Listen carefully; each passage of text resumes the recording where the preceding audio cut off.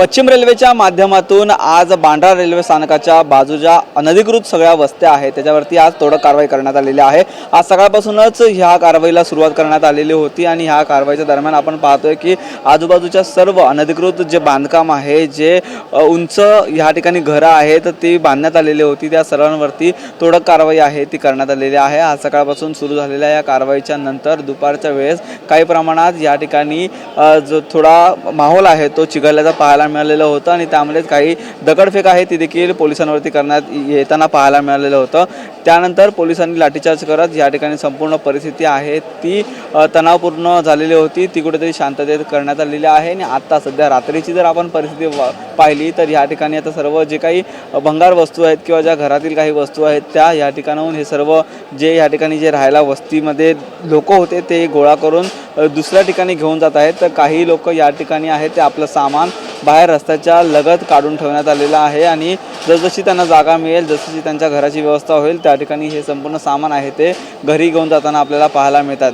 या ठिकाणी आहे ते संपूर्णपणे पोलीस बंदोबस्त देखील मोठ्या प्रमाणात तैनात करण्यात आलेला आहे। आपण पाहिलं तर कुठलाही अनुचित प्रकार घडू नये, कायदा सुव्यवस्थेचा प्रश्न निर्माण होऊ नये यामुळे हा पोलीस बंदोबस्त आहे तो तैनात करण्यात आलेला आहे।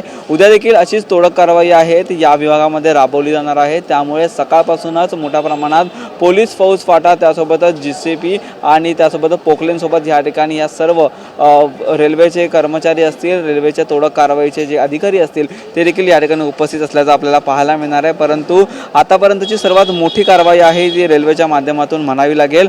गेल्या काही वर्षांमध्ये ह्या अनधिकृत झोपडपट्ट्या आहेत त्या मोठ्या प्रमाणात वाढलेल्या होत्या आणि या झोपडपट्ट्यांचा वाढलेला हा संपूर्णपणे जो त्रास आहे तो रेल्वे प्रशासनाला होत होता, त्यामुळे मोठ्या प्रमाणात ही तोडक कारवाई करणं गरजेचं असल्याचं रेल्वेकडून देखील म्हणण्यात आलेलं होतं आणि सर्व प्रकरण कोर्टामध्ये देखील न्यायप्रविष्ट होतं। कोर्टाचा निकाल आल्याच्या नंतर ही कारवाई आहे ती करण्यात आलेली आहे आणि सध्या ज्या संपूर्ण बांद्रा स्टेशनच्या बाजूच्या ज्या अनधिकृत झोपडपट्ट्या आहेत, अनधिकृत झोपड्या आहेत त्या तोडण्याचं काम सध्या रेल्वेच्या माध्यमातून हाती घेण्यात आलेलं आहे। त्यामुळे आज जशी कारवाई झाली तशी उद्या देखील ही कारवाई आहे ती सुरू राहणार आहे आणि या संपूर्ण आजूबाजूच्या अनधिकृत झोपडपट्ट्या आहेत त्या तोडल्या जाणार आहेत।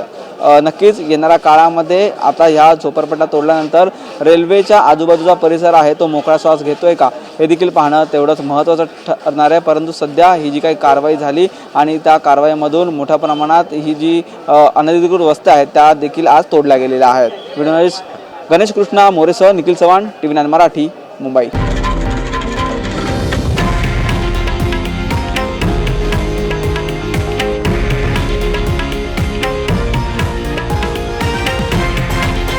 हे आहे देशातील नंबर 1 न्यूज नेटवर्क आणि आपण पाहत आहात TV9 मराठी, एकमेव।